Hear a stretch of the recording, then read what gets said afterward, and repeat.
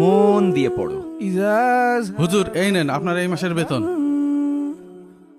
ভাই, এখন তো সবকিছুর দাম বেড়ে গেছে, আমার বেতনটা যদি একটু বাড়িয়ে দিতেন। মাসে 1000 টাকা দিই, তাতেও হচ্ছে না, আর কত দেব? একজন ইংরেজি শিক্ষক মাসে মাত্র 12 থেকে 15 দিন পড়িয়ে 5-6 হাজার টাকা পায়। সেখানে আমি তো প্রায় প্রতিদিনই আসি। ইংলিশ টিচার আর আপনি সমান নাকি? আপনি তো হুজুর মানুষ, আপনার আবার খরচ কিসের? থাকা খাওয়া তো মানুষই দেয়। আমাদেরও তো পরিবার আছে, সন্তানাদি আছে, তাদের পেছনে তো খরচ করতে হয়। হুজুর মানুষ হয়ে এত টাকা টাকা করা ঠিক না। আর দিন যত যাচ্ছে আপনারা তত লোভী হয়ে যাচ্ছেন।